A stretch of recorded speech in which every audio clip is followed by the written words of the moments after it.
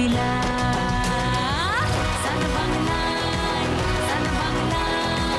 lakta karu dakila। ভালো আছো সবাই? হ্যাঁ ভালো আছি। ভালো লাগছে এসে শোয়ে? খুব আনন্দ হচ্ছে। ওকে, আলাপ করি একটু সবার সঙ্গে।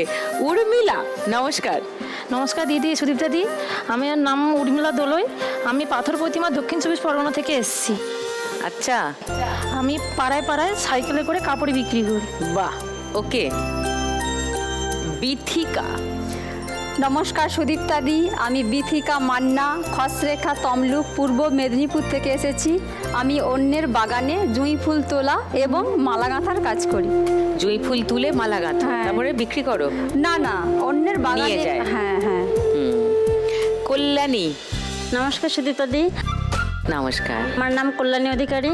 আমি হাবড়া উত্তর চব্বিশ পরগনা থেকে এসেছি। ওকে, আমি বাড়িতে বাচ্চাদের ছোট ছোট জামা সেলাইয়ের মেশিনে সেলাইয়ের কাজ করি। বাহ, সেটা কি অর্ডার নিয়ে করো না? হ্যাঁ, মানে কাটিং হয়ে আসে, আমি সেটা বাড়িতে সেলাই করে দিই, আবার নিয়ে যাই। ওকে ওকে ওকে, সেগুলো বিক্রি হয়? হ্যাঁ। ওকে, নাইস। আরতি, নমস্কার সুদীপ্তা, নমস্কার। আমি মেমারি পূর্ব বর্ধমান থেকে আসছি। আমি মেলায় আর মাজারে খেলনা বিক্রি করি। অনেক ছোট কচি কাচাদের নিয়ে তোমার কাজকর্ম। হ্যাঁ। তার মানে কচি কাচারা ভিড় করে দোকানে। হ্যাঁ। বাহ, আর তোমরা কি এই শোয়ের রোজ দর্শক? হ্যাঁ রেগুলার? হ্যাঁ। রোজ দেখো? হ্যাঁ, রোজ দেখি। আমার মেয়ে বেশি দেখে। মেয়ে বেশি দেখে? হ্যাঁ, আমিও দেখি। মেয়ে বেশি আমাকে উৎসাহ দেয়। আচ্ছা, মেয়ে কত বড় তোমার? মেয়ে ওই তো 11 ক্লাসে পড়ে। ওকে, আর তোমরাও রোজ দেখো? আমি দেখি, আমার মেয়ে দেখে, আমার শাশুড়ি দেখে। হ্যাঁ, বাড়ির সবাই কিন্তু দেখে না এই শোটা? দেখে, হ্যাঁ সবাই দেখে। ওকে, খেলাগুলো সব জানো? হ্যাঁ।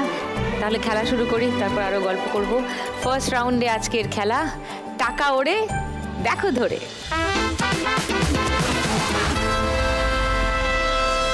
আচ্ছা, উর্মিলার কাছে আসি একবার। তোমার কথা একটু শুনি উর্মিলা, খেলা শুরুর আগে। তোমার বাড়িতে কে কে আছেন উর্মিলা? আমার শ্বশুর শাশুড়ি আছে, আচ্ছা, আমার ছেলে মেয়ে। ছেলে মেয়ে আর বর?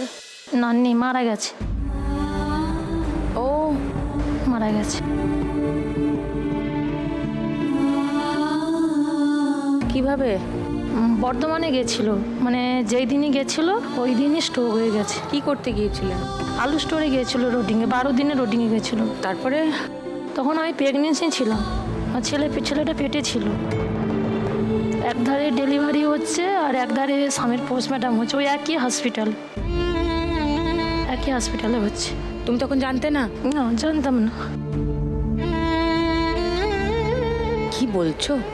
হ্যাঁ, একটা কাচের দেয়াল আছে, ওই দেয়ালে ওকে মানে আমাকে লিফটে উঠে নিয়ে আসছে, আর ওকে লিফট থেকে নামিয়ে নিয়ে আসে। ওই দিন রাত হয়ে গেছে, পোস্টমর্টম হবে না বলে রাত হয়ে গেছে। ওকে নিচে এসে ঠান্ডা করে রাখবে, আর আমাকে ওই 4 তলায় নিয়ে যাবে, মানে রুমে ভর্তি করবে আমাকে।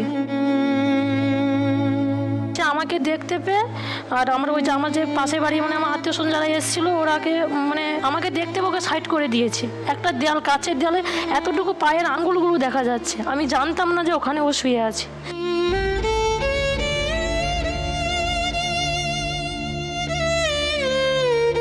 তুমি জানতে পেরেছো তোমার বেবি হওয়ার পরে?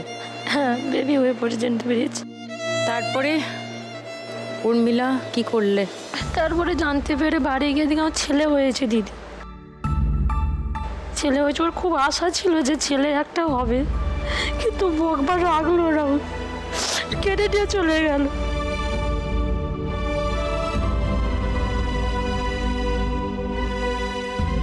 কষ্ট লাগছে দিদি, মানে নিজেরা হয়েছিলাম তো দেখাশোনা করে, মেনে নিতে পারছি না যে মারা গেছে। কত বছর হলো এটা?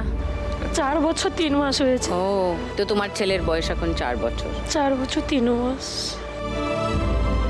তো তোমার ব্যবসা কতদিন করছো উর্মিলা? আমার ব্যবসা করছি দিদি, আমার স্বামী মারা 1.5 বছর পর থেকে আমি ব্যবসা করছি। ততদিন চালালে কিভাবে? চালালাম বলতে, যাই হোক খাটাখানি করতো, শ্বশুর করতো, তবে একটু মাঝখানে একটু টাকা মাথা করে বাবার বাড়ি 6 মাস চলে গেছিলাম। নিজেদের মধ্যে ভুল বোঝাবুঝি করে চলে গেছিলাম। তা নিজেকে বোঝালাম যে আমি গিয়ে বাবার বাড়িতে গিয়ে থাকবো। বাবার বাড়িতে ভাই নেই, 3 বোন। বাবা মার উপর যদি আমি বোঝা হয়ে থাকি দিদি, তাহলে মা কী করে চালবে? তাদেরও তো চলতে হবে।